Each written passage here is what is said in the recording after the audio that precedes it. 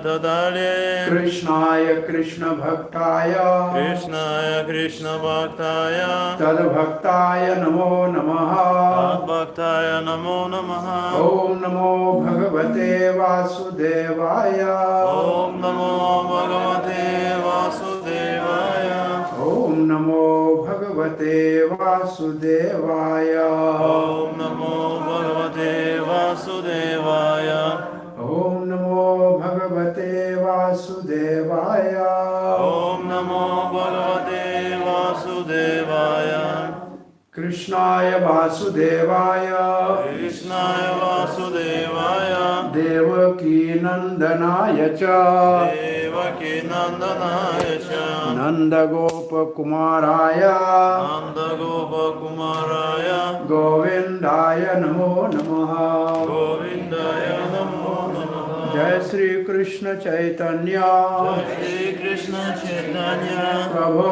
Nityananda Namo Nityananda Shri Advaita Gadadhara Shri Advaita Gadadhara Shivasadi Gaura Bhakta Vrinda Shivasadi Gaura Bhakta Vrinda Hare Krishna Hare Krishna Hare Krishna Hare Krishna Krishna Krishna Hare Hare Krishna Krishna Hare Hare Hare Rama Hare Rama Hare Rama Hare Rama Rama Rama Hare Hare Rama Rama Hare Hare.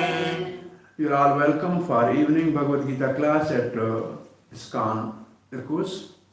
Добро пожаловать на класс по Бхагавад-гите в ISKCON Иркутск. We are discussing the chapter 14 of Bhagavad Gita, the influence of three modes of material nature. Мы будем обсуждать 14 главу Бхагавад-гиты «Влияние трех гун материальной природы». And we are in this section which goes from verse 14 to 18, which says acting and dying with the modes. Мы сейчас находимся в разделе с 14 по 18 стих, который говорит нам о том, как действовать и как оставлять тело Будда. And particularly this verse 15 is speaking about a person who is under the influence of mode of passion and ignorance. If he dies, what is his destination? И в 15 стихе как раз говорится о том, как человек, который находится под влиянием двух страсти и невежества, что с ним происходит, когда он оставляет тело, куда он попадает. So let us first recite the verse, then we will discuss.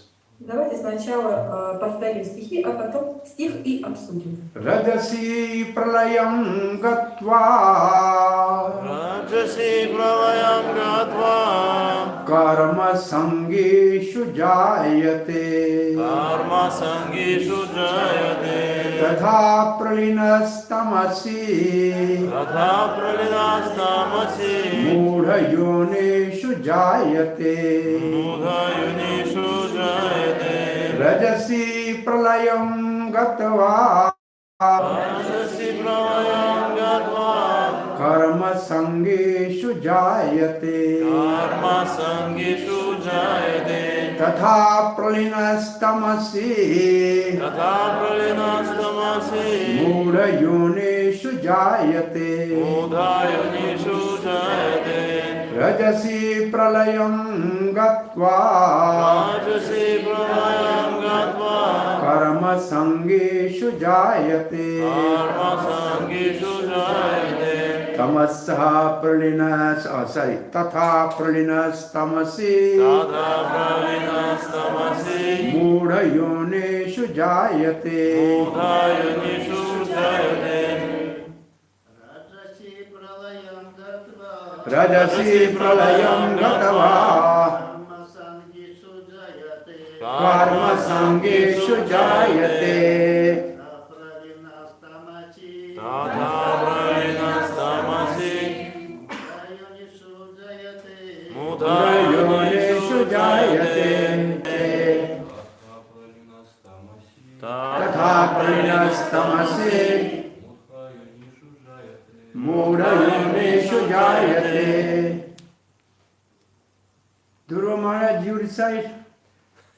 Rajasi pralayam gatva Rajasi pralayam gatva karma sangishu jayate karma sangeshu jayate Tadha pralinastamasi Tatha pralinastamasih Udhayonishu jayate. Mulayonishu jayate. Vaishnavi.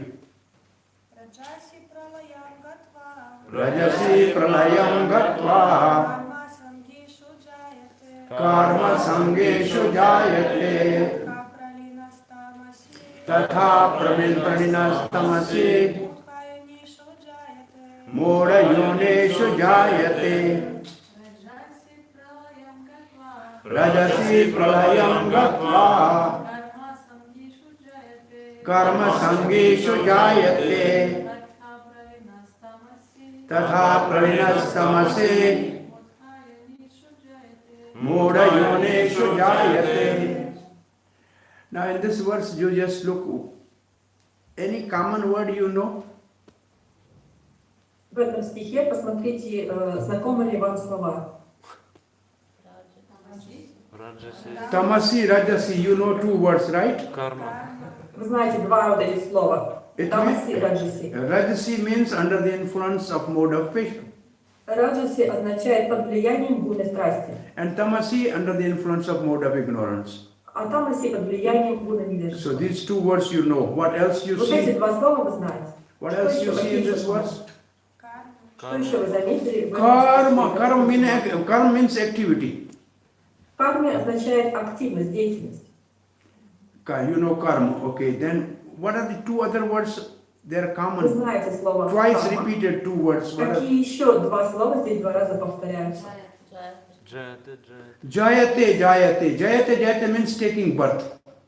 Джаяте, джаяте означает принять рождение. Is it Jayate? Jayate means taking birth. Джаяте означает принять рождение. Like Janmashtami. Janma. Janma means Janmashtami. taking birth. Jayate. Джанма означает принять рождение. Джаяте. There is a one word Jayate, like we say Jaya Gaurnita. That is Jayate is different.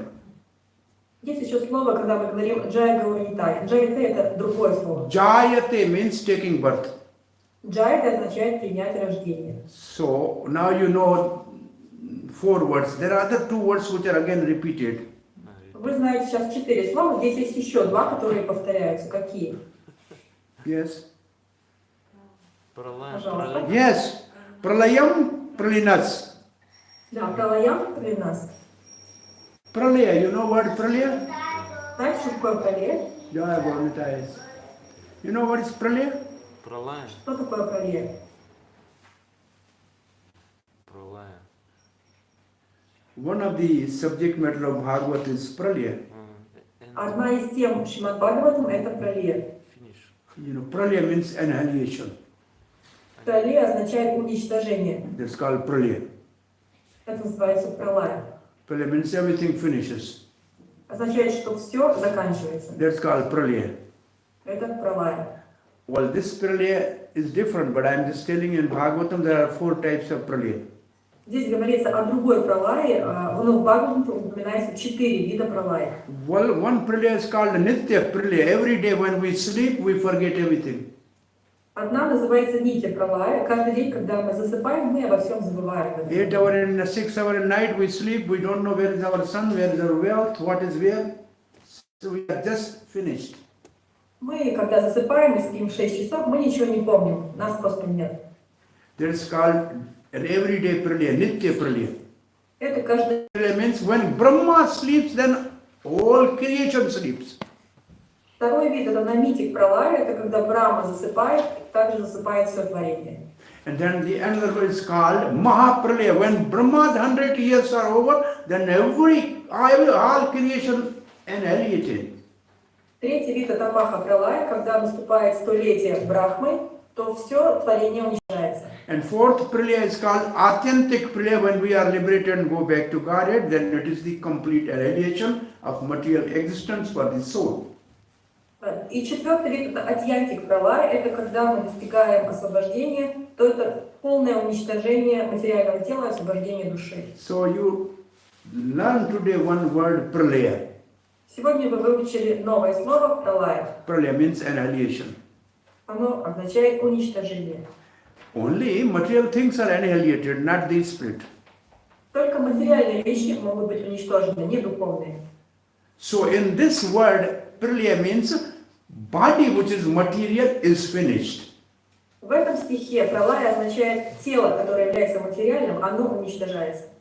Now only the word left is mood and sangishu. Есть еще два слова, которые остались: мурт и сангишу. Mood means foolish, Мурт означает глупый, which usually is an animal species. Association. сангишу в этом слове санга означает общение. So now, if we look at the first line of the verse, Rajasi pralayam gatva karma sangishu jayate. Если мы сейчас посмотрим на первую строчку этого стиха, Which means, when a person is under the mode of passion and he dies, это означает, что когда человек находится под влиянием гуны страсти, и он оставляет в этот момент тело, then he will take birth among the people who are engaged in action in human form. когда он примет рождение среди людей, которые заняты разными видами деятельности в человеческих телах. He will come here on the earth being, Он вернется сюда, на планету Земля, в человеческом теле. and he will be busy in performing the fruit of karma sangishu jayate. Это смысл карма сангишуджа. Pralinas gat tamasi, when the person under the mode of ignorance dies, В следующей строчке говорится татха, то же самое, когда человек находится под влиянием гуна невежества и оставляет в этот момент тело. Muda yunishu, muda means animal species. Здесь говорится мудха, это значит, что в форме животного. Yoni, generally, yoni means womb. Йони означает утробе. So they take birth from the womb of animal. То есть они принимают рождение в утробе животного. And where is the, I said that they take birth from the womb of animal. Where is the word birth in this verse? И где вы здесь можете найти слово, которое означает рождение? Скажите мне, пожалуйста. Jayate. They take Это birth. слово джайти. Is okay? Они принимают рождение. Now the translation is clear. Вам понятен перевод? Person under the mode of passion, when he leaves the body, he again come as a human being and engage in fruitive activities. Человек, который оставляет тело в гуне страсти, он возвращается обратно в человеческой форме и занимается деятельностью ради плодов. And a person who is under the mode of ignorance, when he dies, he take birth in the womb of foolish, animalistic species. А когда человек оставляет тело, находясь в гуне невежества, то он принимает рождение из утробы глупого животного. Now, before we go to the purport, we should understand where the three modes of nature exert their effect. Sarvabhauma, could you please repeat? Yes. We have to understand the three modes of material nature exert their influence where in our body. Ага. Прежде чем мы перейдем к комментарию, нам нужно понять, где в нашем теле проявляется влияние трех гун материальной природы. So, if they exert their effect on this body which we see, that we cremate, or we put in a coffin. So how the soul will go to the other womb? Если эти влияния гун проявляются в нашем теле, которое после смерти кремируют или помещают в гроб, а душа освобождается от этого тела, то каким образом они влияют на последующее воплощение души? So which is the place where the three modes of nature exert their influence? Так в каком же месте эти три гуны оказывают на нас влияние? Anybody wants to try? Кто-то хочет попробовать ответить на этот вопрос? Yes. What did you say? In the heart. In the heart. What do you want? Сердце. Mind. Mind. False ego. False ego. You are near. Yes. Вы очень близко подошли к ответу. Settle body. On the subtle body. В тонком теле. And the subtle body accompanies the soul as long as soul is not liberated. А тонкое тело сопровождает душу до тех пор, пока она не получает освобождение. And this influence of three modes on the subtle body И это влияние трех гун на тонкое тело, makes a nature of an individual. и потом проявляется в природе индивидуального живого существа. So our nature is governed by three modes of material nature. Наша природа, она подвержена влиянию вот этого сочетания трех гун материальной природы. Not from one life, from many lives. И это влияние не одной жизни, а множества жизней. People are born sober, people are born angry, people are born envious. Люди рождаются уже с проявлением гнева, зависти и других качеств. So their nature is coming with them from many lifetimes. Эта природа сопровождает их на протяжении многих жизней. So again, let us again understand what is subtle body. Давайте попытаемся понять, что такое тонкое тело. What is subtle body is made up of? И из чего оно сделано? Mind. The another word for subtle body is antahakaran.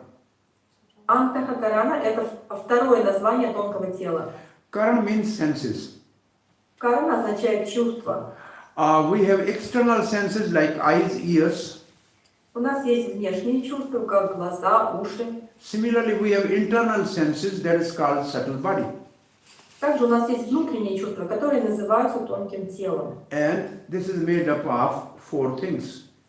И они состоят из 4 элементов. Mind, Ум, intelligence, разум, false ego, ложное эго and polluted consciousness or chit. и нечистое сознание. Polluted consciousness. Вот это нечистое сознание. So antahakaran is made up of man, buddhi, ahankar and chit. Антакар состоит из вот этих 4 элементов. And this is influenced by the three modes of material nature. И на них оказывают влияние 3 гуны материальной природы. And it continues from one body to other body because subtle body accompanies the soul from one body to other body. Это продолжается из жизни в жизнь, потому что тонкое тело сопровождает душу из тела в тело. And therefore, depending upon the desires in the subtle body, new body is given by divine arrangement. И поэтому по божественному плану новое тело человек получает из-за влияния тонкого тела, в котором находится наше желание. It means that it is not our choice where we get our birth. Поэтому это не наш выбор, где мы получим рождение. It will be decided by divine arrangement. Это будет решено на божественном уровне. In Bhagavatam it says Deva Netrena. It means by the Deva means divine, Netrena means vision. It is the vision of a divine which decide in which womb the soul is going to be put. По божественному промыслу будет решено, в какое тело будет помещена душа. So, a person who lives a life in mode of passion. Итак, человек, который ведет жизнь в гуне страсти. So, what are the characteristics of a person in mode of passion? Как мы можем охарактеризовать человека, который находится в гуне страсти? Any good two words for a person in mode of passion?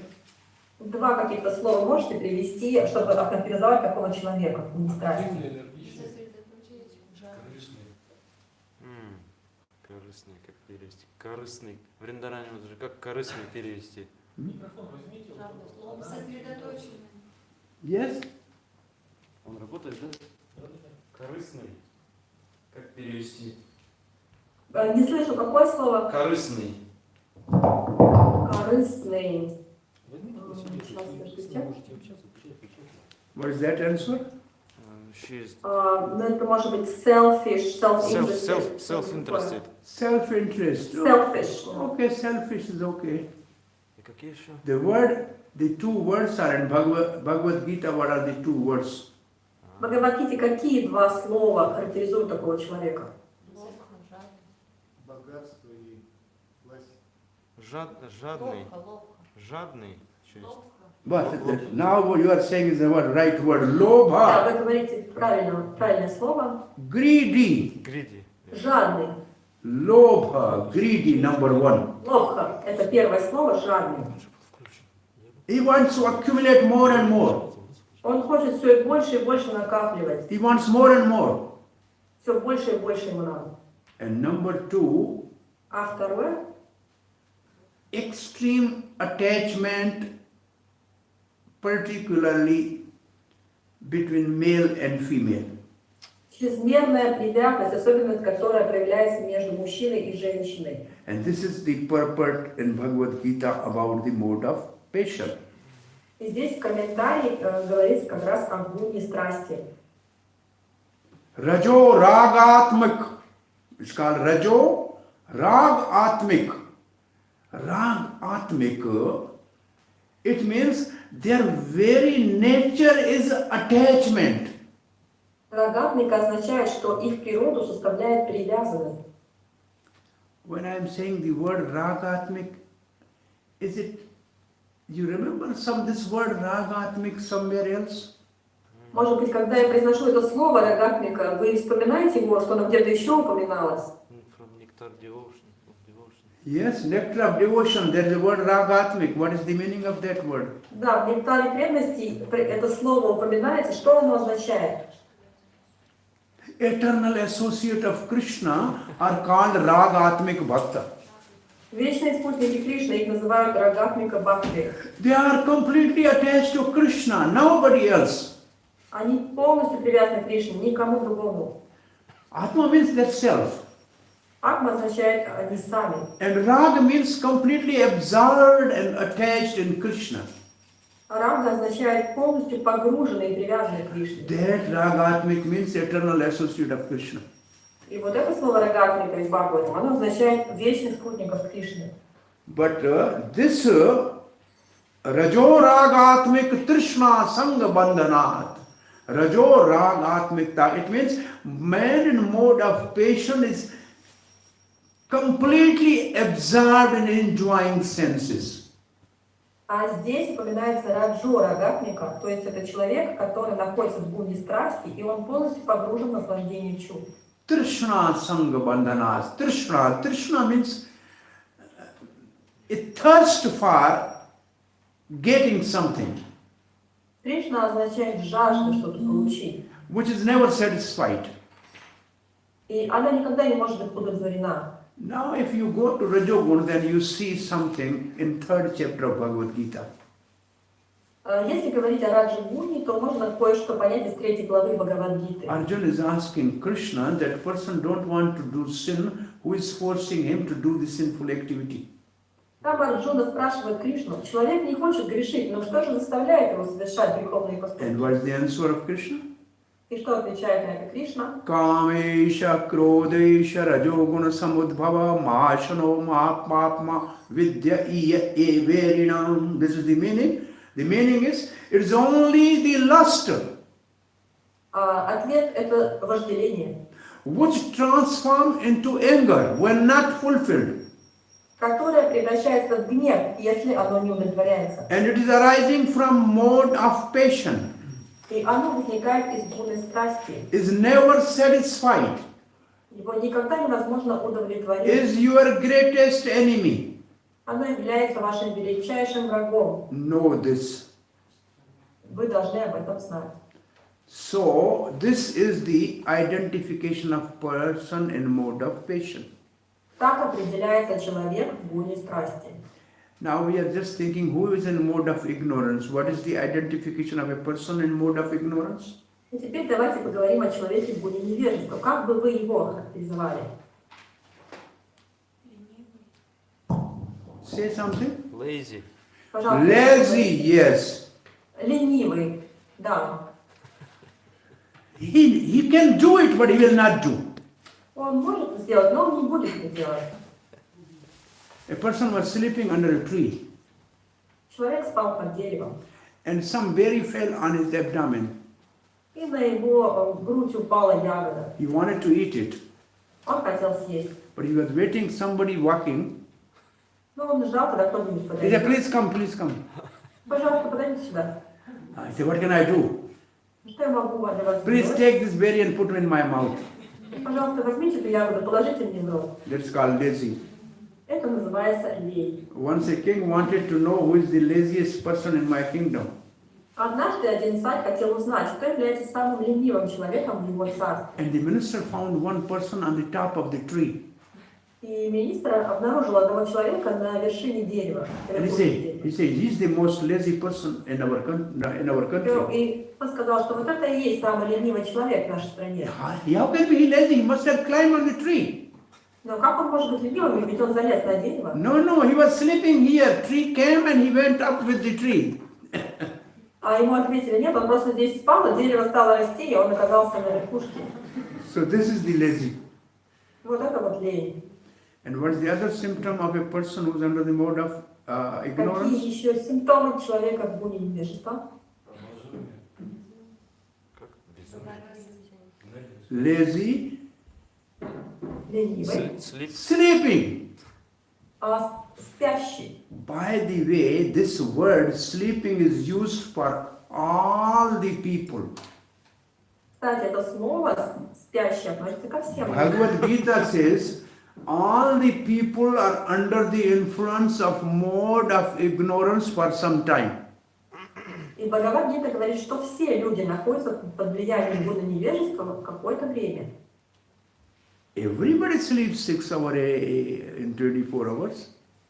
Все спят 6 часов из 24 часов в сутки. 8 hours or 6 hours every day. 6 или 8 часов каждый день мы спим. That is the mode of ignorance. Это и есть Будда невежества. So Bhagavad Gita says mode of ignorance influence everybody. И поэтому Бхагавад-гита говорит, что Будда невежества влияет на всех. Nobody is free from this mode. Никто не свободен от нее. When Srila Prabhupada landed in America, Когда Шрила Прабхупада приехал в Америку, we said people are saying this is the most advanced country on the planet.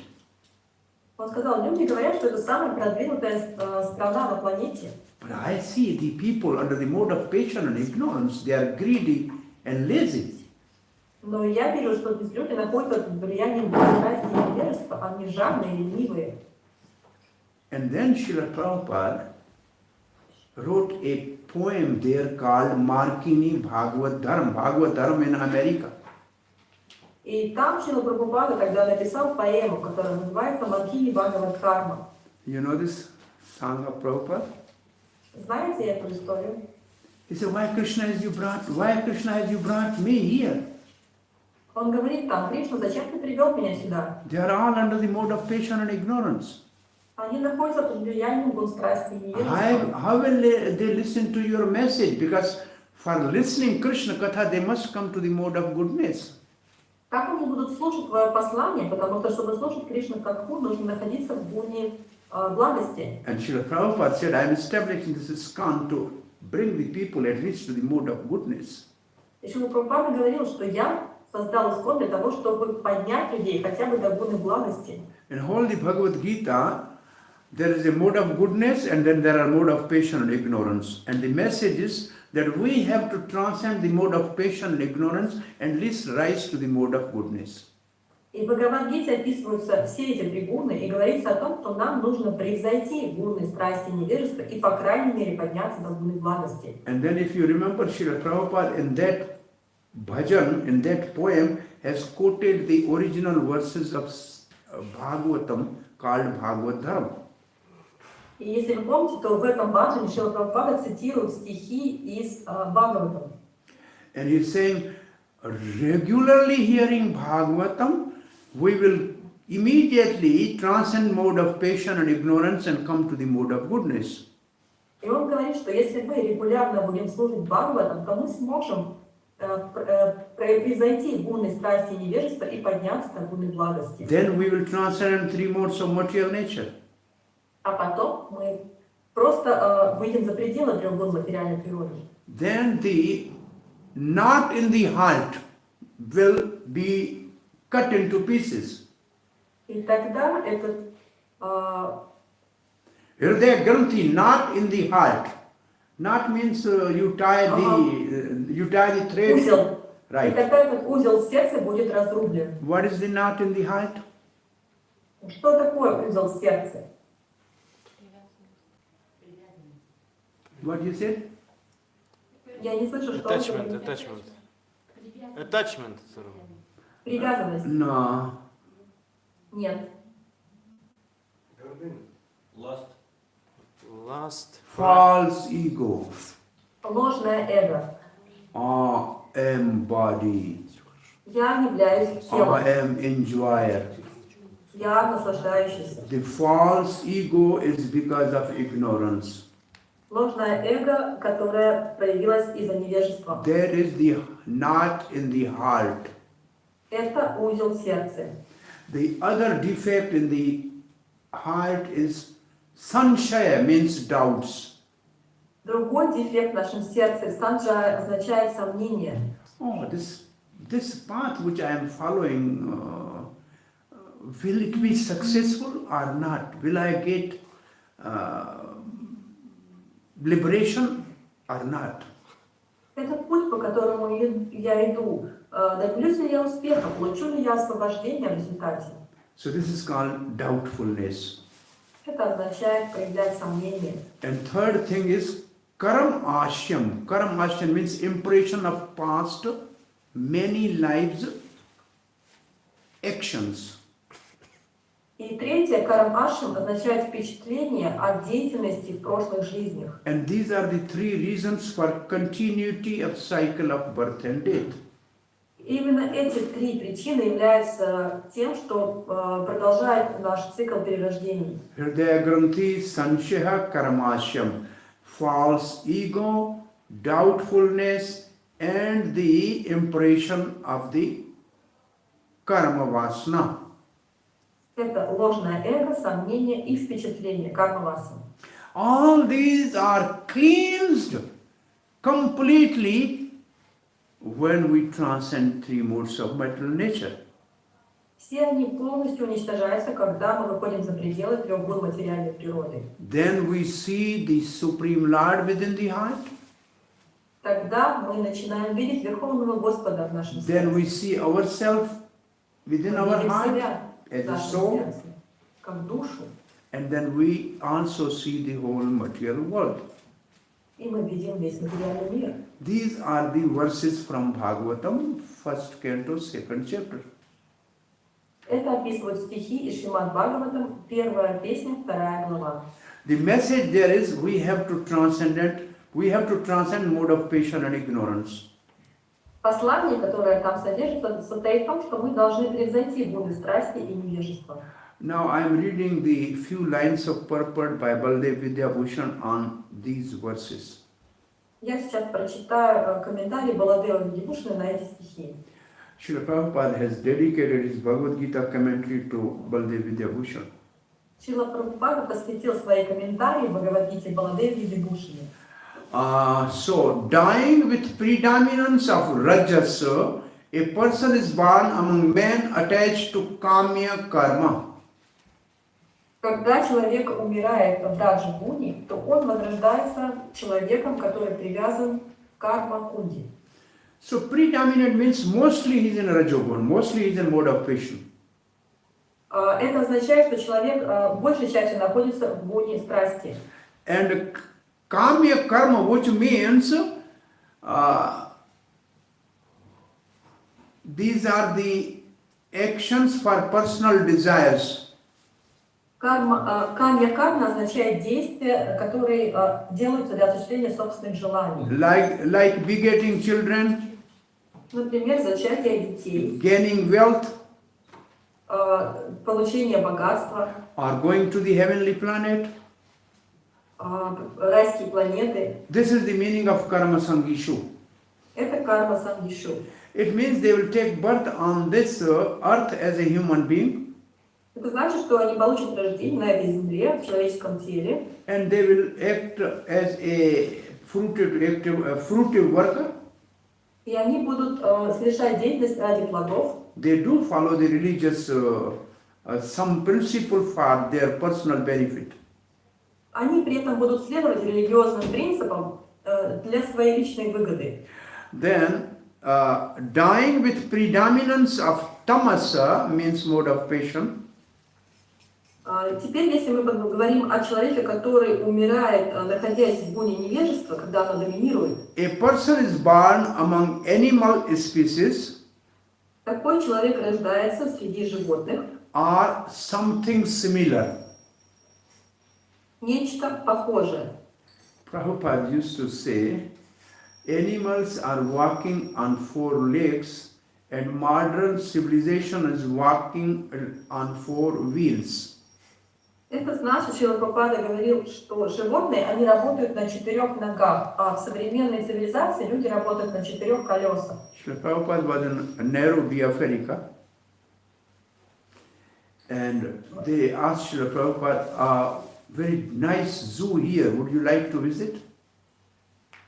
Шрила Прабхупада был, я слышала где, они пришли в зоопарк, ему сказали, что здесь в зоопарке есть очень интересные животные, вы хотели бы их увидеть? Prabhupada said, what is in the zoo?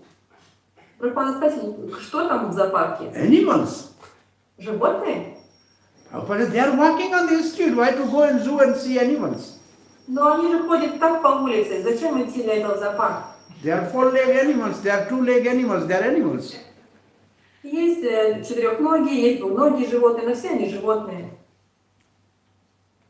When Srila Prabhupada was in Bombay and translating in the night, Шрила Прабхупада как-то был в Бомбее, и однажды ночью он делал свои переводы. he asked one of his disciples, Haridas, who is from India, that whole night he should chase the dogs that they are disturbing Prabhupada in translation.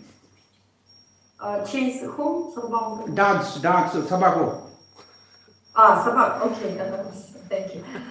И он сказал своему ученику, Харидасу Прабху из Индии, что всю ночь он должен отгонять собак, потому что они мешают ему переводить. So whole night Haridas used to chase the dogs away that Prabhupada should not be disturbed in his translation. И всю ночь Харидас Прабху этим занимался, он отгонял собак, чтобы они не мешали переводить Шриле Прабхупаде. And when Prabhupada was leaving from Bombay for some other place, И когда Шрила Прабхупада уже покидал Бомбей, куда-то летел в другое место, then Haridas said, so now what is my service, Srila Prabhupada? и Харидас спросил, а сейчас каким мне служением заниматься Шрила Прабхупада? Prabhupada said, now you have to chase the two-leg dogs who are disturbing the temple. А теперь ты должен отгонять двухногих собак, которые беспокоят наш храм. So it means similar to the animals, means there are people, they look like human beings, but their actions are not better than animals. Это означает, что есть люди в человеческих телах, которые, хотя и выглядят как люди, на самом деле они ведут себя как животные. What is the common words which we always preach when we differentiate animal and human being? Какое слово мы чаще всего используем, чтобы дать определение людям и отделить людей от животных? Ahara nidra bhaya maithunya pashuvi samana. You remember this verse? Everybody remember this? Вы помните это? Ahar means eating. Ахар означает есть. Nidra means sleeping. Не играть спать. Bhaya means protection from fear. Бхай – защита от страха. And maithunya means producing children. Это слово означает производить на свет. Pashuvi samana. They are same in the animal and human being. И это делают и люди, и животные. Dharma adhiko vishesha. It is only the principle of religion which is distinguishing factor.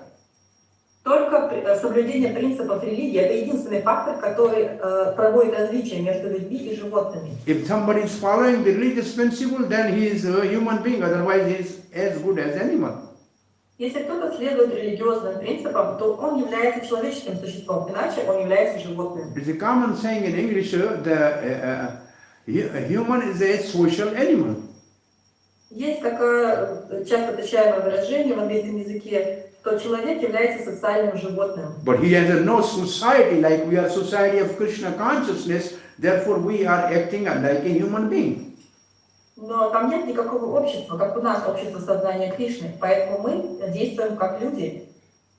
Otherwise people are without society, they are not social, they are only animals. Иначе люди, у которых нет такого общества, они не социализируются так, они как животные. The whole world is advancing only in these four things.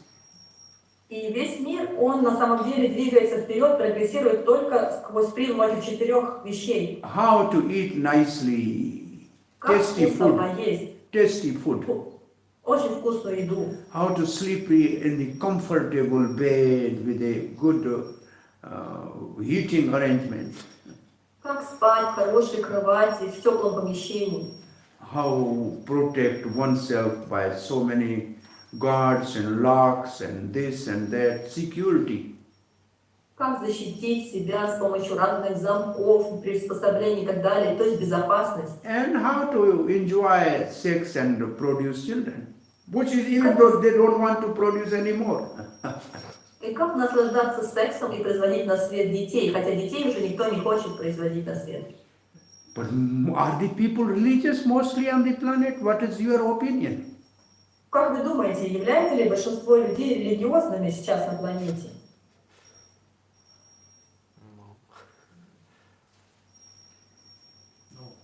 No. Нет? So Chaitanya Mahaprabhu says, among all the living entities, half are not moving, half are moving. Шри Чайтанья Махапрабху говорил, что среди всех живых существ половина недвижимые, половина движимые. Those which are moving, some are in the sky, some are in the ocean, and some are on the earth. Из тех, кто движется, некоторые из них находятся в небе, некоторые на земле, некоторые в воде. Those on the earth mostly are the animals. The smallest is human being. И те, которые движутся по земле, это в основном животные, и небольшую порцию из этого составляют люди. And among the human beings, half are not believing in religion. They are atheists. They are atheists. И среди вот этой небольшой группы только половина из них являются атеистами. And those are half which believe in religion, mostly half of them they don't know what is religion, but they say we believe in religion. А вот из той половины, которая говорит, что она верит, следует какой-то религии, они не знают, что такое религия. But that half which knows something about religion, they are only interested in karma or action. Но вот эта половина, которая говорит, что она интересуется религией, они только интересуются кармой, действиями. It means they will take birth again and again. Это значит, они будут перерождаться вновь и вновь. Because they have to enjoy the fruit of their work. Потому что им придется получать результаты своего труда. Then Chaitanya Mahaprabhu said, among 10 million karming, hardly there is one gyani or a knowledge. Шри Чайтанья Махапрабху говорил, что среди 10 миллионов карми существует один гьяни, который обладает знаниями. He knows that I am soul, I am not this body. Он знает, что я душа и не это тело. And then Chaitanya Mahaprabhu tells to Srila Rupa Goswami, among 10 million jnanis, hardly there is one liberated. И затем он сказал Шри Рупе Госвами, что среди 10 миллионов гьяни только один является освобожденной личностью. And then, among 10 million liberated, hardly there is one rare Krishna Bhakta. А среди 10 миллионов освобожденных очень сложно найти даже одного Кришна Бхакту. What about you? You are coming in that rare category of Krishna Bhakta. И вот вы как раз относитесь к этой редкой категории Кришна Бхакт. So, mostly the population is under the mode of ignorance. В основном население находится под влиянием гуна невежества. Very common factor of mode of ignorance is intoxication. Очень часто гуна невежества сопровождается принятием одурманивающих средств. most of the people are used to intoxication. И большинство людей, они привыкли принимать эти дурманивающие средства. You agree with this? Вы согласны с этим? Yes. Yes. So most of the people are in mode of ignorance. Большинство людей находится в гуне невежества. So now we are reading Srila Prabhupada's purport. Сейчас мы будем читать комментарий Шрилы Прабхупады. Srila Prabhupada is actually starting his commentary to establish that some religion believe that man dies and then he again become man. Шрила Прабхупада начинает свой комментарий, говоря о том, что некоторые религии утверждают, что если человек умирает, то он вновь рождается человеком. They believe the only human has a soul. They believe that only human has a soul. Они верят в то, что только у человека есть душа. Therefore, Srila Prabhupada is starting his commentary. Some people have the impression that when the soul reaches the platform of human life, it never goes down again. И поэтому Шрила Прабхупада говорит в начале комментария, некоторые люди думают, что однажды, получив человеческое тело, душа больше никогда не воплощается в низших формах жизни. So, soul reaches to the platform of human. It means evolution from the lower species to the higher species. Здесь речь идет об эволюции в более высокие формы жизни. Once he reaches to the human, then he will never go down to the animal species. И есть такое заблуждение, что когда вы достигнете человеческого тела, то вы никогда уже не опуститесь в низшие формы жизни. This is the belief of some religious groups. Так, в такое верят некоторые религиозные группы. And then Srila Prabhupada said, this is incorrect. И Шрила Прабхупада говорит здесь, это неверно. According to this verse, if one develops the mode of ignorance under his day, after his death, he is degraded to an animal form of life. Как сказано в данном стихе, умирая в гуне невежества, человек рождается среди животных. From there, one has to again elevate himself by an evolutionary process to come again to the human form of life. После этого ему приходится снова подниматься по эволюционной лестнице до тех пор, пока он в очередной раз не получит тело человека. Do you know from which species the human is elevated? Вы знаете, из какой формы жизни следующее рождение получается человеческое? Which animal dies and become a human being? Какое животное умирает и потом рождается человеком? Lion. When lion dies, he become a human being in mode of passion. Когда лев умирает, его душа потом перерождается в человеческое тело в гуне страсти. And most of the lions are disappearing from the planet because they are promoted as human beings. Большинство львов сейчас исчезают с планеты Земли, потому что они продвигаются по эволюционной лестнице в человеческие тела. What is the other animal? Какие еще животные? Cow. Karova, yes. A karova, cow dies and he become a human being in mode of goodness.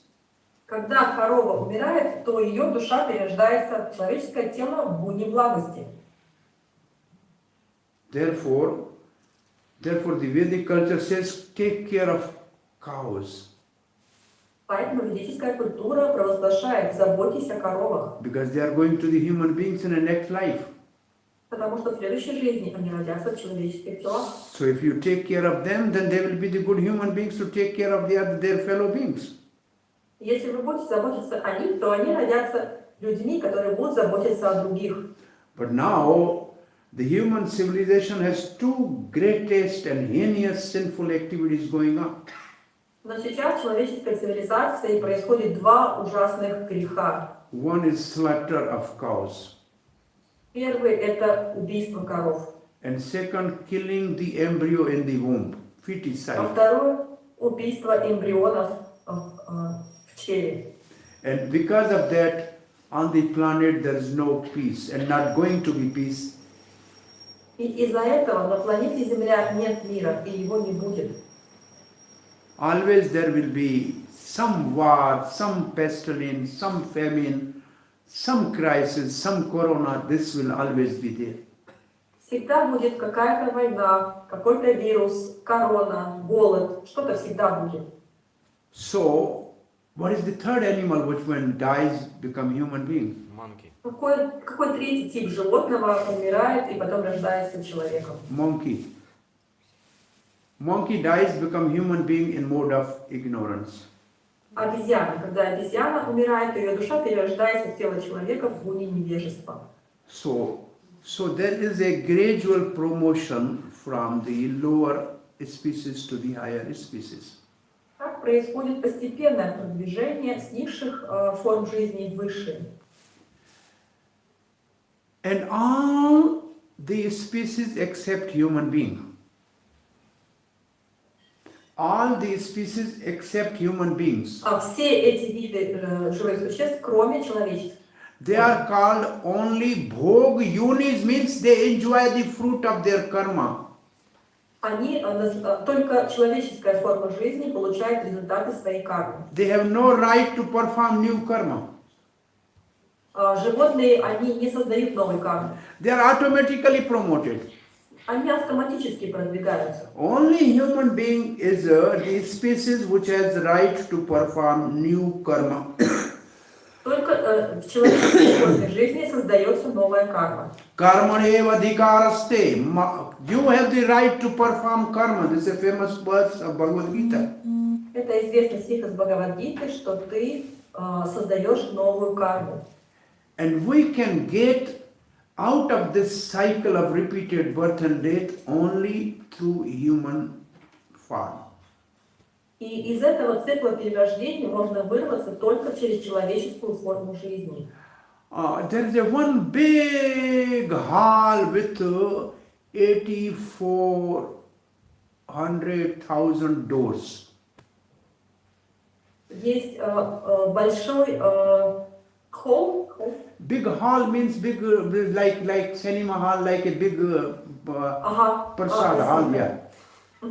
Есть огромный зал, в котором 80 тысяч дверей, 84 тысячи дверей. All the doors are closed. И все эти двери закрыты. Only one door is open. Но только одна дверь открыта. A man is blindfolded inside that hall. И внутри этого зала находится слепой человек. And he wants to get out of the hall. Он хочет выйти из этого зала. It's all dark. Там темно. Somebody helped to put his hand on the wall. Кто-то помогает ему и кладет его руку на And he стену. said, you walk on, you will get door closed, door closed. Ему говорят, ты вот так вот передвигайся по стеночке и будешь проходить мимо каждой закрытой двери. But there's one door open. Но имей в виду, что одна дверь будет открыта. When you reach to that door, you get out of this hall. И когда ты к ней подойдешь, ты сможешь выйти из этого зала. And he was walking. И вот так он идет по стеночке. One door closed, second door closed, third door closed. Первая дверь закрыта, вторая закрыта, третья закрыта. By the time he reached to the door open, И к тому времени, как он подходит к открытой двери, and he got some itching in the other hand. у него начинает чесаться рука вдруг почему-то. So he took the hand from the wall and started itching. Он отрывает руку от двери, от стены и начинает чесать свою руку. But his foot, they moved forward. Но при этом он движется дальше. And by the time he put the hand again on the wall, he reached to the closed door. И вот когда к тому времени, как он опять начинает идти по стеночке, он уже доходит до вновь закрытой двери. So the open door is human life. И вот эта открытая дверь – это человеческая жизнь. And if we become engaged in scratching, it means sense enjoyment.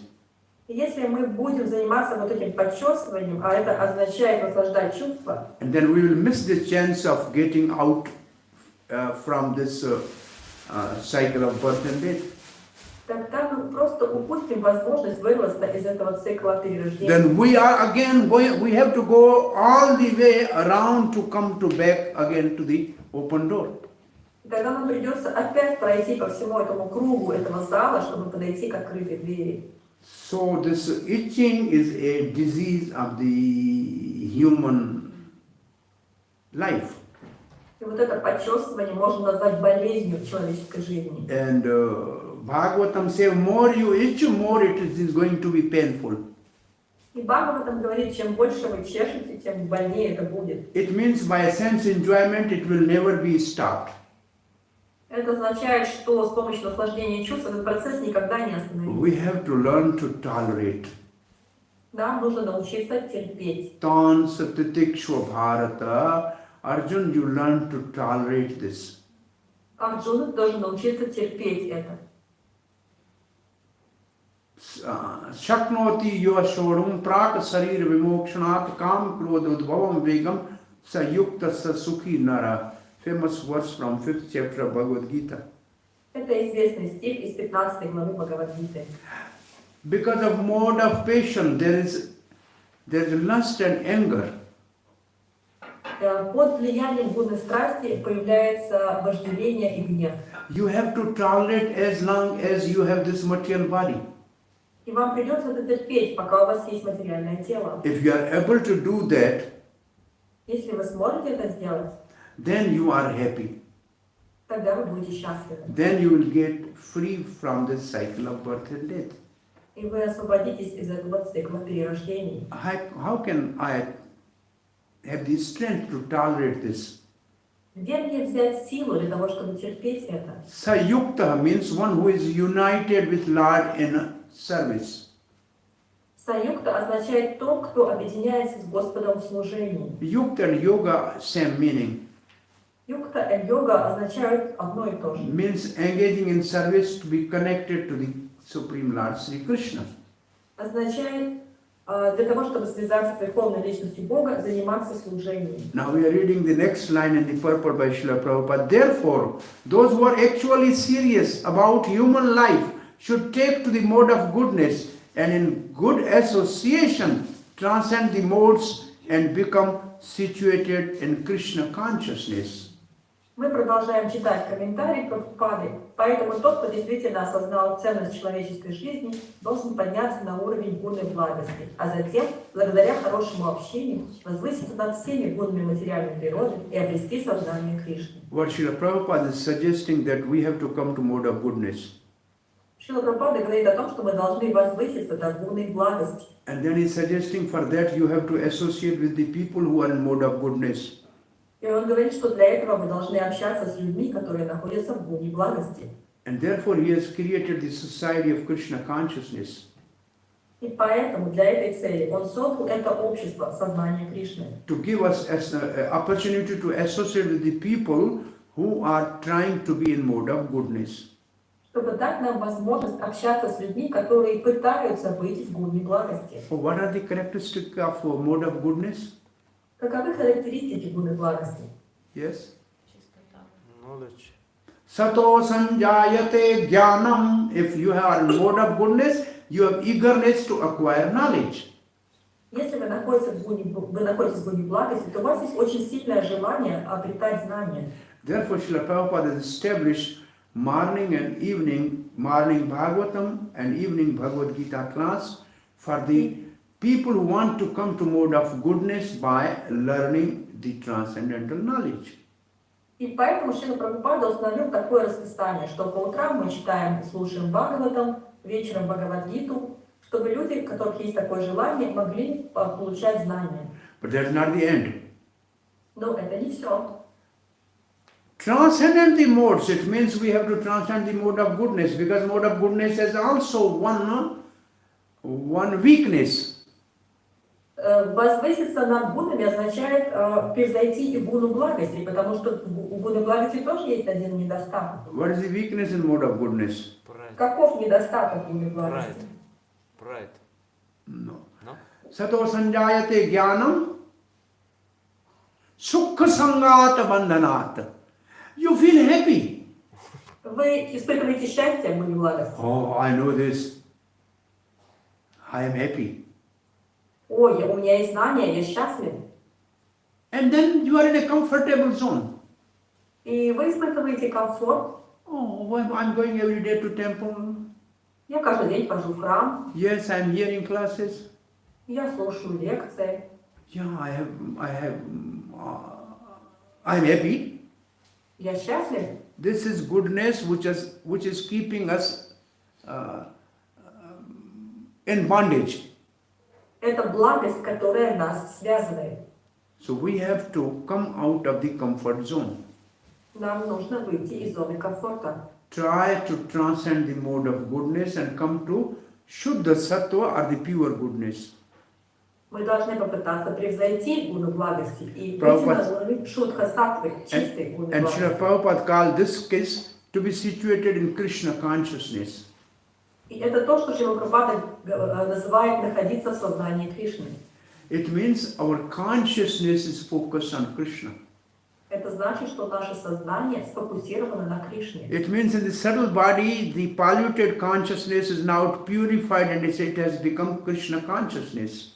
Это значит, что в нашем тонком теле наше сознание очищено, и оно направлено на сознание Кришны. And then Srila Prabhupada writes, this is the aim of human life. И Шрила Прабхупада говорит, что такова цель человеческой жизни. Otherwise, there is no guarantee that human being will again attain to the human status. А иначе нет никакой гарантии, что человек вновь получит человеческое тело. Here ends Srila Prabhupada's purport. Так заканчивается комментарий Шрилы Прабхупады. Hare Krishna. Any question or comment? Есть ли какие-то вопросы или комментарии? Yes, Durva Maharaj. Ну, Махарадж, пожалуйста.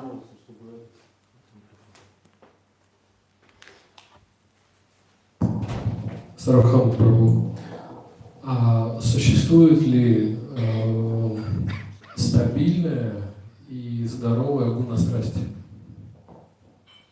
Is there a stable and healthy mode of goodness? Passion. Passion, sorry. Мгм. Sorry? Повторите еще раз, как перевести. Say again? Существует ли стабильная и здоровая гуна страсти? Is there a stable and healthy mode of passion? Stable and healthy mode of passion is there. If a person in mode of passion, you want to say, is he stable? If he is stable in mode of passion, is he healthy? You want to say this? Вы имеете в виду, что если человек находится в гуне страсти, обладает ли он здоровьем? No, what? Я все-таки за гуну страсти. То есть, I am for mode of passion. I am full of mode of passion. No, he said I am in favor of mode of passion. Not for. He not against mode of passion. Or you are not against mode of passion. Yes, Brahmaji is controlling mode of passion. Да, Брахмаджи контролирует гуну страсти. Passion means expand. Страсть означает раздвигать границы. Like when you want to expand your family, this is passion. Когда вы хотите увеличить свою семью, это страсть. When you want to expand your temple, that is also passion. Когда вы хотите увеличить свой храм, это тоже страсть. You want to increase the number of devotees, that is also need passion. Если вы хотите увеличить количество преданных, это тоже страсть. But this passion is not personal mode of passion. Но это не личная гуна страсти. This is the passion for service of Krishna. И это страсть, которая используется для служения Кришне. Srila Prabhupada says, even the anger which is in mode of ignorance can be engaged in service of Krishna. Шрила Прабхупада говорит, что даже гнев, который в принципе находится в гуне невежества, можно использовать для служения Кришне. Hanuman burned the Lanka, being angry, used for the service of Ram. It is all right. Например, Хануман, он сжег лампу и таким образом использовал гнев для служения Господу Раме, и это правильно. And in Bhagavad Gita, Krishna is to making Arjuna to be angry and kill the enemies. This is mode of passion. И в Бхагавад-гите Кришна старается заставить Арджуну сражаться с врагами, разозлиться, и это тоже гуна страсти. That is for the service of Krishna. Это для служения Кришне. Yes. So, even if we are under that mode which is lower, if it is used for Krishna consciousness, then we will be purified also. И поэтому, если мы находимся под влиянием низших гун, но мы используем их для служения Господу, то таким образом мы очистимся. Yeah, well, I want to be greedy. Я хочу быть жадным. I should be greedy to hear Krishna Katha. Я должен быть жадным до Кришна Катхи. I should be greedy to accumulate more money and bring it to Krishna and build a beautiful temple. Я должен быть жадным, чтобы собирать больше денег и построить для Кришны прекрасный храм. So, all these modes, after all, are created by God. В конце концов, эти гуны созданы Богом. And they can be used in service of God. И их можно использовать в служении Богу. But if we are using for ourselves, then the best mode is goodness. Но когда мы используем их для себя, в отношении себя, то самое лучшее это гуна благости. Some incarnation of God are in mode of ignorance or mode of say anger. Like Narsinga, there is a mode of anger. Vara, there is a mode of anger. В каких-то воплощениях Господь проявляет гуну невежества. Например, гуну страсти, например, Нарасимхадев, он в гневе, Варахадев. So all these modes are also useful if they are engaged in the service of Krishna. И все эти гуны, они очень полезны, если мы используем их в служении Кришне. But Srila Prabhupada said, I have established ISKCON to bring the devotees to mode of goodness. Но Шрила Прабхупада сказал, что я создал ISKCON, чтобы возвысить преданных до гуны благости. And then ultimately they should practice unalloyed devotional service and transcend three modes and come to the stage of Shuddha Sattva, where they can know Krishna and serve Krishna and love Krishna. Но в конце концов они должны превзойти все гуны и достичь шудха саттвы, состояния, в котором они будут любить Кришну и служить Кришне. Is it okay? Можно еще? Can I ask one more question? Yes. А как выйти и стабилизироваться в гуне благости? А выйти куда? В гуну благости? В гуну благости? How to transcend to the mode of goodness and get stabilized there? Oh, this is in 14th chapter, in the last verse, but one verse it says, Avivicharena bhakti yogena sagunan samatete tan brahma bhuyaya kalpate. By unalloyed devotional service, one can transcend the three modes of material nature and come to the stage of Brahma. В 14 главе Бхагавад-гиты говорится, что с помощью чистого преданного служения можно превзойти влияние гун и выйти на уровень Брахма-бхуты. After the 3-4 verses, the next section is how to transcend three modes of material nature. Через 3-4 стиха будет раздел, который говорит о том, как превзойти влияние трех гун In материальных. 2nd chapter, Krishna told Arjuna, transcend three modes of nature. Nistarguna bhava Arjuna. Please transcend three modes of material nature. Во второй главе Кришна говорит Арджуне, пожалуйста, выйди за пределы влияния трех гун материальной In природы. 2nd chapter, he said this. Он уже во второй главе это сказал. But Arjuna only asked the question in 14th chapter, how to transcend three modes of material nature. Но только в 14 главе Арджуна задает этот вопрос, как выйти из-под их влияния. Temple of the Supreme Lord is considered beyond three modes of material nature. Храм Верховного Господа считается, что он находится за пределами трех гун материальной природы. Mama Niketan Nirguna, this is Srimad Bhagavatam. My temple is beyond three modes of material nature. В Шримад Бхагаватам говорится, что мой храм находится за пределами влияния трех гун материальной The природы. most time you spend in the temple of the God, you are transcending three modes of material nature, that much time. А все то время, которое вы находитесь в храме Верховного Господа, вы находитесь за пределами влияния трех гун материальной природы. But when you get out of the temple and reach to your shores, your mode of patience starts. Но когда вы выходите за пределы храма, включается гуна страсти. Слушайте, ну у меня не так. This is not the same for me. It's very difficult to be in a mode of pure goodness, stable in that it takes time. Очень сложно находиться в гуне чистой благости. Требуется время для того, чтобы там стабилизироваться. But that is only the goal. By that we can know Krishna. Но только с помощью этого мы сможем познать Кришну. Because Krishna is beyond three modes of material nature. Потому что Кришна находится за пределами трех гун материальных When миров. we transcend three modes of material nature, then only we can understand Krishna. Только когда мы выйдем за пределы влияния трех гун, мы сможем понять And the Кришну. only process is bhakti, because bhakti is beyond three modes of material nature. И бхакти это единственный процесс, потому что он находится за пределами влияния трех гун. Gyaan is in mode of goodness. Gyaan? Gyaan is in mode of goodness. Гьяна находится в гуне благости. So, only bhakti is beyond three modes of material nature. А вот бхакти, только единственная бхакти, находится за пределами гун. It's only by the pure bhakti that we can transcend three modes of material nature and know the Lord who is also beyond three modes of material nature. Только с помощью чистой бхакти мы можем превзойти влияние трех гун и познать Господа, который находится за их пределами. Yes. Есть у нас в нашем движении храмы, ятры, где, по крайней мере, большая часть общины, они стабильно находятся в гуне благости. Do we have in our movement temples or yatras where the majority of people or devotees are in mode of goodness?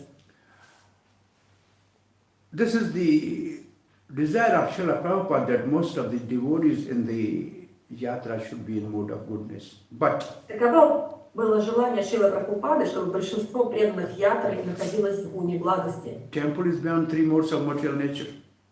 Но храм находится за пределами влияния трех гун. But the devotee may be under the influence of mode of nature. Но преданный может находиться под влиянием гун. Third canto of Srimad Bhagavatam says there are devotees, they are under the influence of mode of ignorance. В третьей песне Бхагаватам говорится, что есть преданные, которые находятся под They come in the влиянием. temple, they chant Hare Krishna, Они приходят в храм, повторяют Харе Кришна, but they always quarrel and become angry and fight. но они всегда гневаются, с кем-то сражаются, ругаются. You will find such devotees. Вы таких преданных везде найдете. There are devotees in mode of passion. Есть также преданные в гуне They страсти. are chanting, they are initiated, Они воспевают, они получили инициацию, doing all the devotional activities. они исполняют разные виды преданного служения. But mode of passion influence them to find out where I can get benefit and earn some more money. Но гуна страсти влияет на них таким образом, что они пытаются понять, а где я получу какую-то выгоду и заработаю денег. And they will only see the person who is visiting, who is good for him to help to make more money. И они будут замечать только тех людей, которые могут принести какую-то им выгоду с точки зрения получения денег. They only make friends with those people. И они будут дружить только с такими людьми. And there are people, devotees, they are under the mode of goodness, they are interested only in Krishna Katha. А есть также преданные, которые находятся под влиянием гуны благости. Их интересует только Кришна They Катха. are peaceful Они умиротворенные and tolerant. и обладают терпимостью. And that Bhagavatam says, therefore, we should associate with the devotees who are in mode of goodness. И поэтому Бхагаватам говорит, что нам нужно общаться с преданными, которые находятся в благости. Those who are neophyte, which are still under the lower modes, we should give them respect and keep ourselves a little away. А те преданные, которые являются неофитами, то есть они находятся под влиянием низших гун, мы должны им оказывать почтение на расстоянии. So there is an influence of modes on the devotees also. И поэтому вот так проявляется влияние гун среди преданных. But bhakti is beyond three modes. Но бхакти находится за пределами трех гун. Bhagavan is beyond three modes. Бхагаван за пределами трех гун. And pure devotees also, like Prabhupada, beyond three modes. И чистые преданные, такие как Шрила Прабхупада, они тоже находятся за пределами трех гун. And our aim is to get free from three modes. И наша цель выйти, освободиться от влияния трех гун. That should be our goal. Такова должна быть наша цель. So in the beginning we have to come to the goodness and then transcendent. Поэтому для начала нам нужно возвыситься до гуны благости, а потом превзойти и ее. Sarvabhauma, получается, все находящиеся в храме, не все находящиеся в храме находятся в неблагости, из того, что вот вы разделили. Хотя So, it means that not all devotees who are in the temple are in the mode of goodness. No problem. We have to help them to come to goodness. Это не проблема, мы должны помочь им подняться до гуны я благости. сейчас о себе больше, знаете, не о ком-то, вот все-таки вот есть опыт. I'm talking mostly about myself. So we need actually the good example which can help us to come above the lower mode to higher mode. Нам нужен, This was said by good association. нам нужен хороший пример такой преданности, который находится в гуне благости, с Вот которым я мы с этого должны и начал. общаться. То есть есть такие примеры массово стабильные гуны благости хотя бы. Я вот с этого как раз начал. This was where I started. Are there examples like this of devotees in the mode of goodness? Yeah, there are devotees in mode of goodness. If we associate with them, then we can advance actually. Да, есть такие преданные, которые находятся в гуне благости. Если мы общаемся с ними, то мы будем по-настоящему продвигаться. That's Prabhupada's purpose is, as a human being, we should come to mode of goodness in association of in good association. И так Шрила Прабхупада говорит в комментарии, что мы должны подняться до гуны благости с помощью общения с людьми, которые находятся в гуне благости. Associate with the people who are in mode of goodness, then you will also come to the mode of goodness very quickly. Общайтесь с людьми в гуне благости, и вы также очень быстро подниметесь до гуны благости. Dhruva Maharaj, you are fixed. Dhruva means fixed. Друва означает зафиксированный. Unshakable. Его невозможно выбить. Even if you are in mode of patience, better use that mode in the service of Krishna. Даже если вы находитесь в гуне страсти, лучше использовать это для служения Кришне. No problem. Increase the devotees for Krishna consciousness. Никаких проблем. Просто привлекайте больше преданных в сознании Кришны. But the word Dhruva means unshakable. Dhruva. Друва означает тот, кого нельзя никак выбить из себя, вывести. Хорошо. Anybody has any question? Or we are already. Есть ли у кого-то еще вопросы? Сарвабхаума Кришна, у меня есть вопрос один. Как вас зовут? Как вас зовут? Нитянанда Махаджан Дас. Nityanand Mahajan Das. Okay, Nityanand Mahajan. Mahajan means big businessman. Махаджан означает большой бизнесмен. Because Nityanand has opened the holy, the shop of magazine of holy name. Потому что мы знаем, что Нитянанда, он открыл большой магазин, где он продавал святое имя. Nityananda Mahajan Namahat. He has opened the name of holy name, shop of holy name. Он открыл магазин святого имени. What is the price? Какова цена? What is the price to buy the holy name at Nityanand's shop?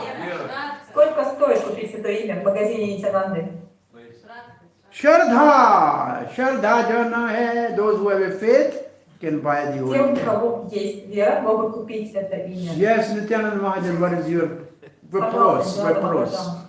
Ваш вопрос. Спасибо. Да, у меня вопрос. Вот вы говорите, чтобы получить гуну благости, нужно общаться с теми, кто обладает гуной благости. А что значит общение? То есть что значит, что скрыто за этим словом общаться? You said that in order to receive mode of goodness, you need to associate with people who are in mode of goodness. But what does it mean to associate? What? What does it mean to associate with people in mode Oh, of goodness? very good. Association with the devotee means hearing from them Krishna Katha. Общение с такими преданными означает слушать от них Кришна Катху. That is the meaning of association of devotee. Таков смысл общения с преданными. And also learning from his, what Srila Prabhupada used to say, Achar and Parchar. Achar means his behavior and Parchar means his words. а также обучаться у него тому, что Шрила Прабхупада называл ачар и прачар. Ачар — это поведение, прачар — это слова. So the people who live the life of mode of goodness and speak only according to the mode of goodness, if we associate with these people, then we will be benefited. Люди, которые живут в гуне благости, они говорят все в гуне благости. И когда мы будем общаться с ними, мы будем получать благо. Association with devotees, Prabhupada used to say, it's like a communicable disease. Communicable, like contagious disease, like you have. Yeah. Общение с преданным, Шрила Прабхупада говорил, что это как заразная болезнь. If I have running nose and cough, then you stay with me, you will get running nose and cough. Если я кашляю, у меня течет из носа, и вы будете общаться со мной, то вы тоже это подхватите. If I am in mode of goodness and always thinking of Krishna and you live with me, then you will also have the same habit and always think of Krishna and become in mode of goodness. Если я нахожусь в гуне благости, все время думаю о Кришне, вы будете жить со мной, то вы тоже подхватите это от меня и будете все время думать о Кришне. As the company you keep, so you are. It is, man is known by the company he keeps. А человека можно узнать по его друзьям. С кем вы общаетесь, таким вы и становитесь. And also the books are the best friends. А также книги являются лучшими друзьями. If you have a book in the mode of goodness, you read that, then you will also have a character of mode of goodness. Если у вас есть книги в гуне благости, и вы будете их читать, то вы тоже будете в гуне благости. So good people and good books. Хорошие книги и хорошие люди. And good food also, mode of goodness. И также хорошая еда в гуне благости. So then we have a good chance to come to the mode of goodness. Тогда у нас есть все шансы возвыситься до гуне благости. Okay, Nityananda Mahajanji, Hare Krishna. Yes, Mataji, как вас зовут? Hare Krishna, Sarvabhauma. Champakalata Devidasi. Champakalata Devidasi. Champakalata. Yes. У меня вопрос такой. Спасибо большое за лекцию, за то, что приехали к нам. Вот еще раз. И вот рассказывайте нам Бхагаватам. Спасибо большое. У меня вопрос. Вот если мы будем все время только слушая Шримад Бхагаватам, мы можем подняться до гуни чистой благости? Ну или Шраванам Киртанам, слушая и воспевая. Hare Krishna, Hare Krishna, Krishna Krishna. Мы можем подняться до гуни чистой благости, вот. Если только вот, если приходить и слушать, ходить на Харинаму, или просто участвовать в киртанах, только вот этими двумя процессами можем подняться до гуни чистой благости. Вопрос такой. What is Champakalata saying? Vrindavaneshwari. Vrindarani. Vrindarani, yes. Yes, she's saying thank you very much for your lecture, for visiting us again. We appreciate it very much. And the question is, if I only listen to Srimad Bhagavatam, if I only practice two processes, Shravanam and Kirtanam, for example, listening to Bhagavatam, going to Harinam, singing in the Kirtan, will I be able to move to Shuddha Sattva, pure goodness? Yes, anyone can bring us there. Любой из этих процессов может нас туда поднять. Parikshat only by hearing got perfection. Парикшит только благодаря слушанию достиг совершенства. Sukdev only by kirtan got perfection. Только с помощью киртана. Anyone, if we are fully dedicated, we will be successful. Есть любой из этих процессов, если мы полностью в него погружены, приведет нас к успеху. Parikshat was hearing for 7 days without eating, drinking and sleeping. Парикшит слушал в течение 7 дней. Он не принимал пищу, не пил, не спал в это время. Therefore he got the perfection in hearing. Поэтому таким образом он достиг совершенства. We are very difficult to sit 2 hours to hear. А нам очень сложно даже 2 часа сидеть и слушать. So hearing also need patience. Поэтому, чтобы слушать, нам тоже нужно терпение. And same thing about kirtan. И то же самое касается киртана. Once one Prabhupada's disciple in Vrindavan was on deathbed. Однажды один из учеников Шрила Прабхупады был во Вриндаване, и он находился на пороге смерти. And the devotees were supposed to do kirtan around him for around the clock. И преданные должны были 24 часа в сутки петь вокруг него киртан. On that day I was there and Indra Prabhu was there. He said, I am now for 6 hours chanting continuously holy name for this devotee. И в то время я был там, и Индра Прабhu был там, и он сказал мне, что для этого преданного я каждый день 6 часов подряд воспеваю святое имя. He said, my stepna was 8 hours earlier. 8 hours I used to do kirtan continuously. И он сказал, что в моей практике я 8 часов подряд могу петь киртан. So this kirtan, we should have also taste for kirtan and stability in kirtan also. Поэтому нам нужно тоже иметь вкус к киртану и стабильность в киртане. But any one limb of devotion can give us complete perfection, yes. Но любой вид преданного служения может дать нам полное совершенство. Yes, Sampporna-ji, yes. Спасибо большое. Хари Кришна. Thank you very much. Yes, friend. Да, мой друг. Как вас зовут? Хари Кришна. Махарамадас. Махарамадас. Maharamdas. Махарана. Maharamdas ki jai, yes.